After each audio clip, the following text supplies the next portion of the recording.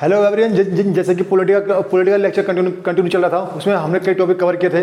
तो कुछ बच्चे कह रहे थे कि कुछ टॉपिक नहीं हुए। तो जो टॉपिक हुए हैं, पहले मैं आपको उसके बारे में बताता हूँ कि वो टॉपिक हमने कवर कर लिया। अभी सबसे पहले कवर किया था हमने इमरजेंसी शेड्यूल, रिट्स, ठीक है, प्रेसिडेंट, ठीक है, आपका फिर क्या था हमने, vice president, governor, council of minister और लेजिस्लेटिव असेंबली।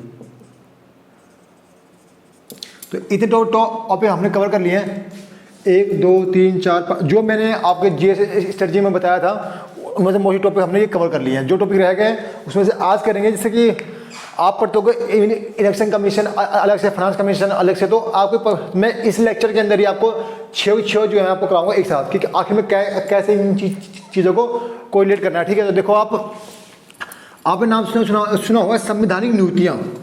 तो संवैधानिक नियुक्तियाँ कौन कौन सी होती है? जिसको संविधान द्वारा अप्रूव किया गया कि संवैधानिक नियुक्तियाँ, इनको आप खत्म नहीं कर सकते। तो जिसे हम बोलते हैं कॉन्स्टिट्यूशनल बॉडीज। क्या बोलते हैं हम? कॉन्स्टिट्यूशनल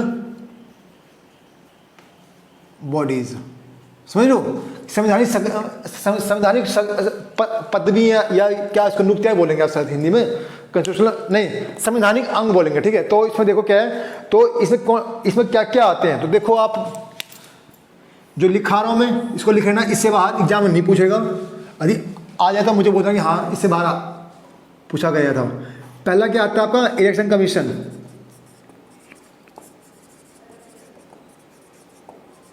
ठीक। फिर आता है आपका finance commission,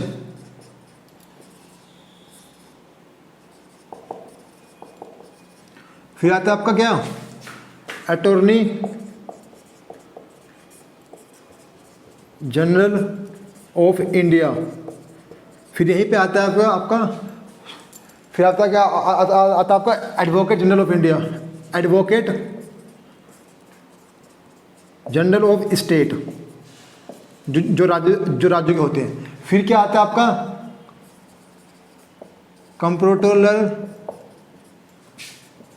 general of India, जिसे हम बोलते हैं CAG। ठीक है, क्या बोलते हैं इसको शॉर्ट में? CAG। और क्या रहता है इसके अलावा आपका? दे कितने हो आपके? 1 2 3 4 5, ये 5 है जिनसे एग्जाम के अंदर आपके क्वेश्चन पूछ जाते हैं। जो बाकी 3 हैं उसमें देखो क्या पूछा जाता है आपका? National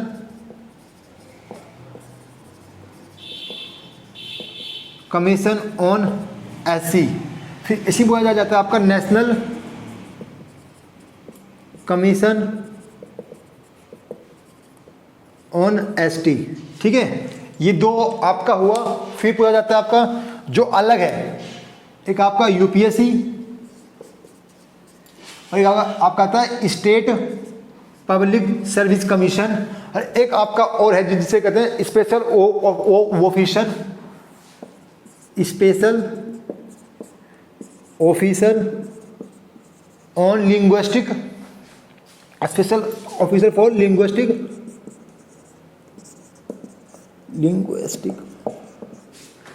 minorities. ठीक है, लिंग्विस्टिक लैंग्वेजेस।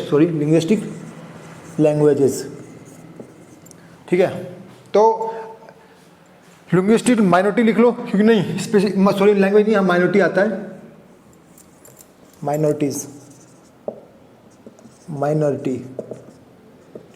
ठीक है, तो ये जो आपको दिख रही है ना, 1 2 3 4 5 6, ठीक है, और 7 8 9, तो यही हमारी जो है कॉन्स्टिट्यूशनल संवैधानिक जो है अंग है, जिसमें से मैंने जो आपको ये इनको जो मैंने अंडरलाइन किया है, आपका एग्जाम मोस्टली इनसे ही पूछता है। ठीक है, ये जो नेशनल कमीशन और SC जो आपका ST है, इसको आप देख लो एक बार। सिर्फ इनके आर्टिकल, जो जिन आर्टिकल से इनको पूछते हैं, तो ये आपका आर्टिकल 338 में है, और ये आपका 388A में, बस इतना याद है ना। और ये जो यूपीएससी स्पेसिस नहीं ये पूछता। अब बात करेंगे इनके बारे में सेपरेटली कि इलेक्शन कमीशन कौन से आर्टिकल के अंतर्गत आता था, फाइनेंस कमीशन कौन से में, अटॉर्नी जनरल किस में और एडवोकेट जनरल किस में आता है। तो पहले बात करेंगे इन दो की, ये दोनों बिल्कुल सिमिलर टाइप में है, ठीक है, ये दोनों बिल्कुल सिमिलरली बिहेव करते हैं। केंद्र में जो होता है उसको बोलते हैं अटॉर्नी जनरल ऑफ इंडिया, और जो राज्य में होता है उससे बोलते हैं advocate general of India state. तो देखो आपको एक वीडियो में ही मैंने पूरा कवर करने की कोशिश की है कि क्या हो, क्योंकि 5-6 टॉपिक बिल्कुल सिमिलर फॉर्म में आपको, ठीक है। देखो आप तो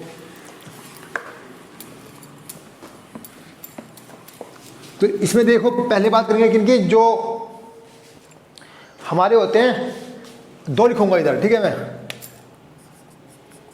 अटॉर्नी जनरल ऑफ इंडिया देखना ए, ठीक है।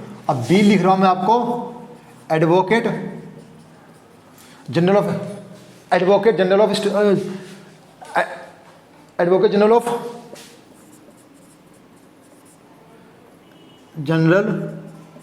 ऑफ स्टेट्स, जो राज्य के अंदर आते हैं। ये जो आते हैं आर्टिकल, इसमें कौन सा आता है आर्टिकल आपका 76, ये किसमें कौन सा आता है आर्टिकल 165, ठीक।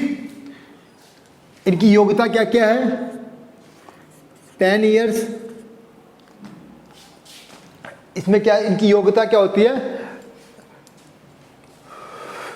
इनकी जो योग्यता होती है कि वो या तो 10 ईयर का इनको होना चाहिए experience, 10 year experience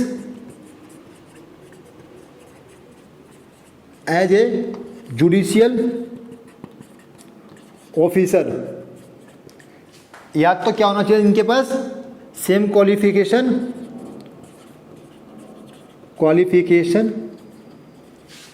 as a जज ऑफ हाई कोर्ट, ठीक। ये 76 कहता है आर्टिकल कि ये जो है 76 के अंतर्गत आता है। तो 2 आर्टिकल और आता है आपका, आर्टिकल 88 और आर्टिकल 105। 105 कहता है कि क्या इनको प्रिविलेज मिलना चाहिए अटॉर्नी जनरल ऑफ इंडिया को, और 88 कहता है कि इसकी जो पार्लियामेंट के प्रति क्या दायित्व होता है और कमेटी प्रति। 3rd पॉइंट लिखो, ही में be present in any house of parliament. ये पार्लियामेंट किसी भी हाउस में खड़ा हो सकता, जबकि ये पार्लियामेंट का सदस्य नहीं होता, ठीक है। इसी तरह से ये होता है। एक पॉइंट लिखो यहाँ पे, अपॉइंटेड बाय प्रेसिडेंट, ठीक है। और इसका टेन्योर फिक्स नहीं होता। यहाँ लिख देता हूँ इसका, यही पे लिख देता हूँ इनके बारे में, टेन्योर इज नॉट फिक्स्ड। मतलब ये जो कितने साल तक रहेंगे, ये कोई फिक्स संविधान में नहीं है। जब अब तक प्रेसिडेंट की मर्जी है तब तक ये रहेंगे। इसमें लिखो आप इनको, अपॉइंटेड बाय गवर्नर, ठीक है। 2nd point, may be appear in state legislative assembly, ठीक है, विदाउट मेंबरशिप, ठीक है। कि ये भी जो है जिस तरह से इनको मेंबरशिप की कोई जरूरत नहीं है पार्लियामेंट में प्रेजेंट होने के लिए, इसी तरह से इनको, ठीक है। 3rd point, same qualification as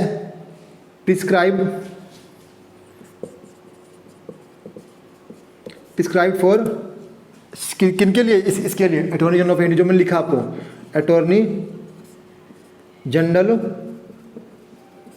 of India, ठीक। और टेन्योर, इनका टेन्योर इज नॉट फिक्स्ड, कि कितने साल तक रहेंगे कोई फिक्स नहीं है, जब तक मुझे गवर्नर की तब तक ये रहेंगे। और 2 आर्टिकल इनके लिए भी होता है, एक आर्टिकल 197 और 194। 194 कहता है कि इनको क्या क्या प्रिविलेज मिलना चाहिए, और 177 का कहता है कि जो विधानसभा के प्रति इनका क्या दायित्व होता है। ये भी तो 3 आर्टिकल था। तो ये था आपको देखो 2 attorney general of India, article क्षेत्र के अंतर्गत कौन करता है इसको, मतलब वो पॉइंट प्रेसिडेंट करता है, जो मैंने लिखा है बाय द प्रेसिडेंट। और क्या चाहिए क्वालिफिकेशन, 10 ईयर का होना चाहिए इनको पास experience as a judicial officer, या फिर सेम क्वालिफिकेशन एज ए जज ऑफ हाई कोर्ट। ठीक है, प्रेजेंट हो गया। और ये पार्लियामेंट में प्रेजेंट हो सकते हैं जबकि मेंबर ना होते हुए भी। तो यही क्या होता है, सेम था इसके लिए आपका एडवोकेट जनरल ऑफ इंडिया के लिए, अपॉइंटमेंट बाय गवर्नर में भी appear in state legislative assembly की, राज्य की विधानसभा में ये खड़े हो सकते हैं, कोई सदस्यता की जरूरत इनको नहीं है। सेम क्वालिफिकेशन सेम चाहिए इनको, योग्यता जो कि मैंने बताया किसके बारे में आपको, अटॉर्नी जनरल ऑफ इंडिया के बारे में। Tenure, time period, time duration कोई भी इनका फिक्स नहीं होता। तो कई बार ये क्वेश्चन पूछा गया है इसके अंदर कि भारत के पहले अटॉर्नी जनरल ऑफ इंडिया कौन थे। तो जो पहले थे उनके नाम लिख लो आप। First attorney general of India, उनका नाम था, जो एक बार पूछा गया एग्जाम के अंदर, MC स्टेलवर्ड। ठीक, स्टेलवर्ड थे हमारे। और जो आपके अभी हैं present attorney general of India, वो कौन है आपके, के वेणुगोपाल।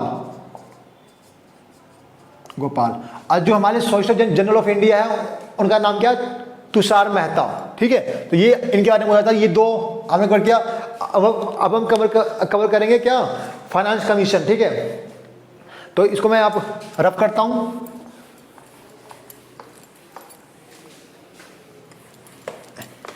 तो यहां मैं 2 चीज कवर करवाऊंगा, एक फाइनेंस कमीशन और आपका जो कि दोनों का काम है किसके रिलेटेड है, दोनों का काम है आपका वित्त। एक लिखता हूं, पहले थर्ड लिखते हैं अपना, फाइनेंस कमीशन। तो देखो इसमें जो आर्टिकल रखना है आपको, आज आर्टिकल 280 और 281।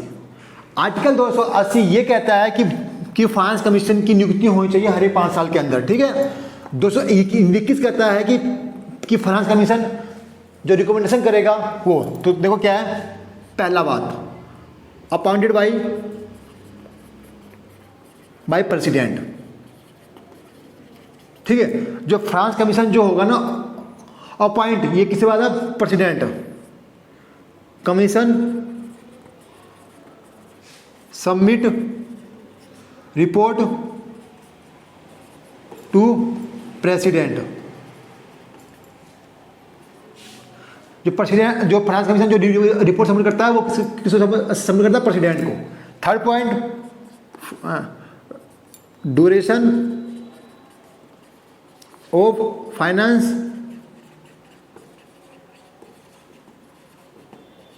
Commission is 5 year. ठीक है, तो जो हमारे जो पहले फाइनेंस कमिश्नर थे उनका नाम था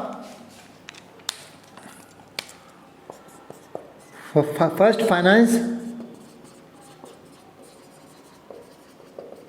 कमिश्नर जो थे हमारे, उनका क्या नाम था, लिखो, केसी नियोगी।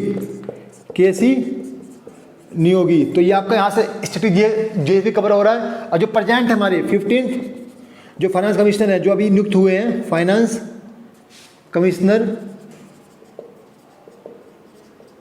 उनका नाम आ गया नंद, एक मिनट, हाँ, नंद किशोर सिंह। ठीक है, नंद किशोर सिंह। तो ये फाइनेंस कमिश्नर हो गया आपका। अब इसके बाद करते हैं बात अपना किनके बारे में, computer auditor general of India, तो CAG। तो ये देखा आपने फाइनेंस कमीशन के बारे में कितना पढ़ना है आपको, फाइनेंस कमीशन कौन से आर्टिकल में, 280 281 280 कहता है कि यहाँ देश के अंदर फाइनेंस कमीशन होनी चाहिए। 221 बताता है कि रिकमेंडेशन कि इसके फंक्शन क्या होंगे और किसी अपॉइंट बाय, जो इसकी जो होती है अपॉइंटमेंट किसके द्वारा, प्रेसिडेंट द्वारा। कमीशन जो रिपोर्ट सबमिट करता है किसको, प्रेसिडेंट को। ड्यूरेशन कितने 5 साल के लिए होता है। जो पहले फाइनेंस कमिश्नर थे उनका नाम था केसी नियोगी, जो अभी ये प्रेजेंट में इनका नाम क्या है, नंद किशोर सिंह। तो ये हमारे 15 है।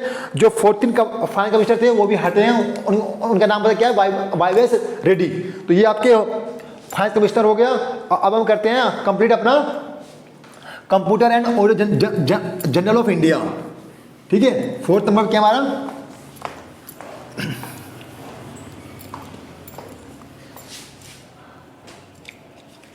फोर्थ नंबर पे हमारा क्या है, कंप्यूटर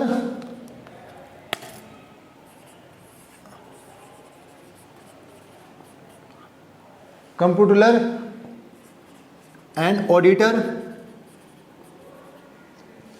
जनरल ऑफ इंडिया, मतलब जिनको मतलब CAG कैग।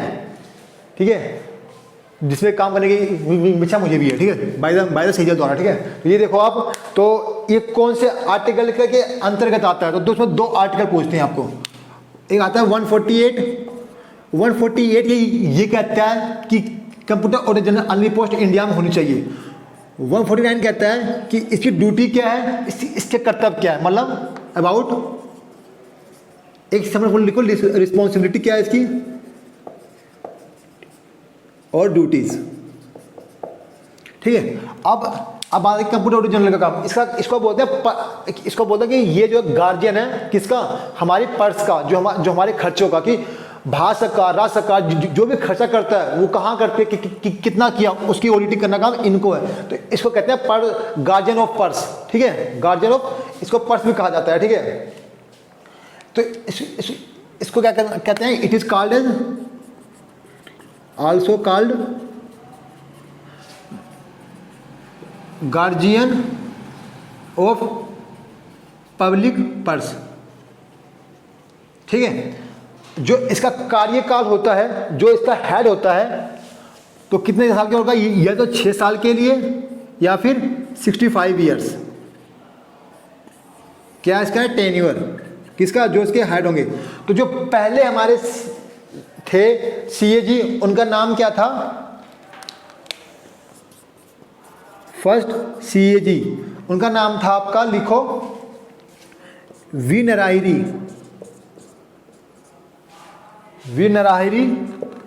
राव। ठीक है, और जो अभी हमारे हैं प्रेजेंट CAG, उनका नाम क्या है हमारा, उनका नाम है GC मुर्मर। तो ये हमारे अबाउट द CAG बारे में था। तो देखो क्या था, computer auditor general of India, article 148 और आर्टिकल 149। तो आर्टिकल 148 बोलता है कि देश के अंदर कंप्यूटर ऑडिटर जनरल की पोस्ट होनी चाहिए। और ये किसको है, इट इज आर्टिकल का गार्जियन ऑफ पर्स, की आम आदमी का पर्स कहते हैं। जो हम जो पर्स में क्या करते हैं, पैसे रखते हैं, कितना खर्च हुआ पर्स से करते हैं ना, और कितना रिपोर्टिंग हुआ, तो वो काम भी इसी का करना है। तो जो इसका होता है ना हेड, उसकी जो होती है अवधि पद पर रहने की, या तो 6 साल हो जाए या तो उसकी एज 65 साल पूरी हो जाए। इन दोनों जो सी पूरी हो गई, आप सब आपकी हो गई। जो पहले CAG थे वो थे हमारे वी नरहरि राव। जो अभी प्रेजेंट CAG हैं वो है ज्ञानचंद्र मुर्मू। ठीक है, तो ये थे हमारे CAG। अब बात करते हैं सबसे जो मेन बॉडी है, उन्हें कहते हैं इलेक्शन कमीशन ऑफ इंडिया। ठीक है, 5th में क्या आपका, इलेक्शन कमीशन ऑफ इंडिया। तो इसमें याद है ना, आर्टिकल जो आपका आर्टिकल 340 नहीं, आर्टिकल 324, बस ये आर्टिकल रखना आपको याद। तो ये इसमें ये कब बना था, फॉर्म्ड 25 जनवरी 1956 था बामन राव, नहीं 1950। तो जो 25 जनवरी को कहते हैं क्या, नेशनल वोटर डे। तो 15 जनवरी सेलिब्रेटेड सेलिब्रेट्स एज क्या, नेशनल वाटर डे। ठीक है, तो मेरे को नेशनल वाटर डे पे एक फैक्ट याद आ गया कि विश्व में पहली बार किसी ने अधिकार दिया था ना किसी देश ने महिलाओं को वोट देने का अधिकार, तो कौन था बताओ? अमेरिका बोलोगे आप? नहीं हो, अमेरिका नहीं। जो पहला कंट्री था जिसने महिलाओं को वोट देने का अधिकार दिया था वो था हमारा न्यूजीलैंड। ठीक है, तो ये फैक्ट याद रखना। सेकेंड थिंग्स, यदि विश्व में सबसे पहले किसी कंट्री ने कहा कि ये एक नदी भी एक लिविंग क्रिएचर है तो वो भी है न्यूजीलैंड। और न्यूजीलैंड की कौन सी रिवर है? उसका नाम है वैकाटू रिवर। तो वैकाटू रिवर इज जो first living river in the world, मतलब डिक्लेयर बाय एनी नेशन। ठीक है, तो ये था आपका। तो हाँ, बात किस पे आई थी अब हमारी? इलेक्शन कमीशन में। तो इनका टेन्योर कितना होता है? बट टेन्योर मतलब होता है ड्यूरेशन। ये इनका है कितना?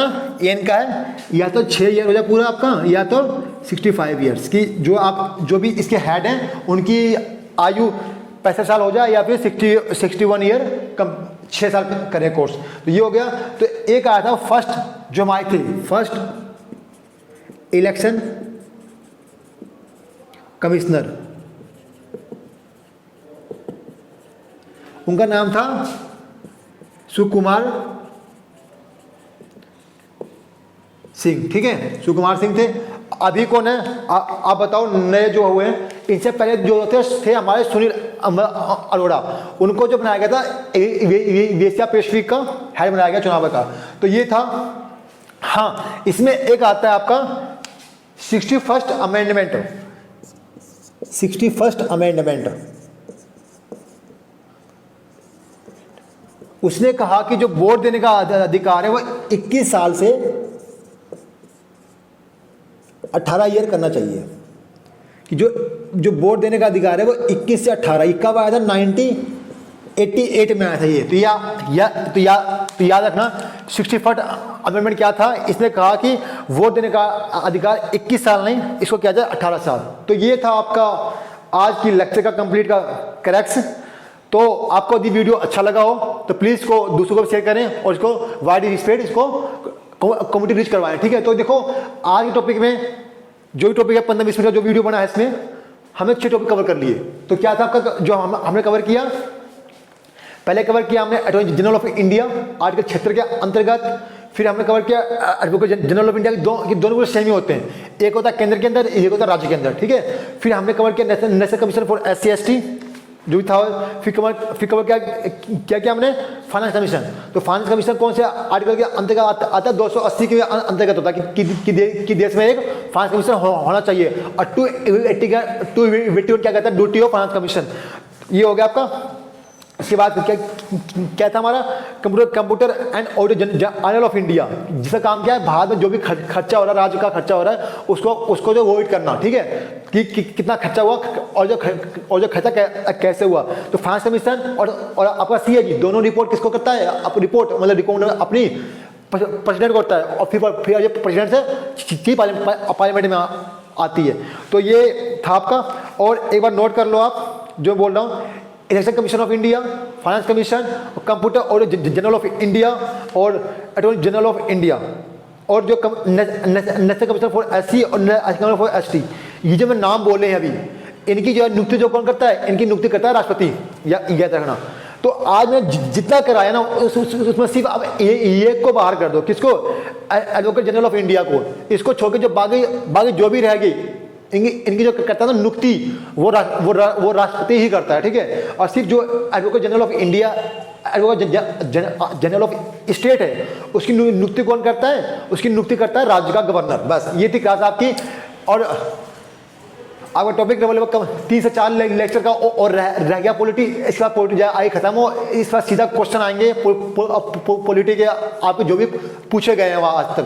Thanks for watching our lecture.